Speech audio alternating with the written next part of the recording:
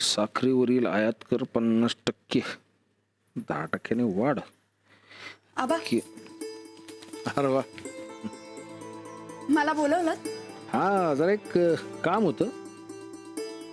काय तुम्ही आमच्या थोरल्या सुनबाई, पण तुमच्या नावावर काहीच नाही. म्हणजे काय आम्ही एक नवीन जमीन घेतली आहे, ती तुमच्या नावावर करायचा विचार आहे. अहो नको, माझ्या नावावर कशाला? अहो, घरच्या लक्ष्मीच्या नावावर जमीन असली म्हणजे ती भरघोस पीक देते. तशी जमीन नापीक आहे, पण तुमच्या नावावर केल्यानंतर भरघोस पीक देईल बघा. ते हे करतीलच. यांच्या नावावर करा तुम्ही. काय आहे, त्याच्या नावावर आधीच लय जमीन आहे. आणि तुमच्या नावावर केली म्हणजे तो अजून हुरूप आणून जमीन कसल ती. खास जमिनीवर खास मेहनत. असंच नाही काय, जमीन म्हणजे यांची आई आहे, असा भेदभाव नाही करणार.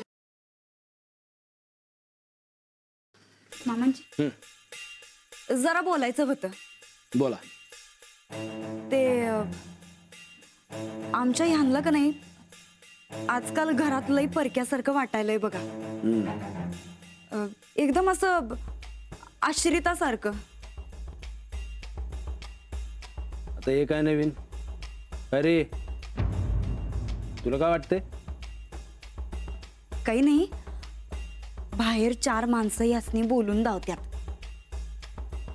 समधी जमीन थोरल्याच्याच नावावर आहे, तुझ्या नावावर काहीच नाही. म्हणून मग आता जी नवी जमीन घेणार आहे का नाही, ती जर आमच्या ह्यांच्या नावावर केली तर लई बरं होईल. यासनी आश्रितासारखं वाटायचं नाही.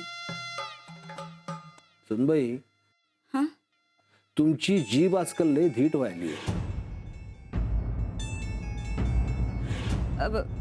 आमचं नाही मामांजी, असं बाहेरच्यांचं म्हणणं आहे. बाहेरच्या माणसाचं ऐकून विचारायची हिंमत कशी झाली तुमची? अरे कोण बोललं तुला? नाव सांगा मला. ते मी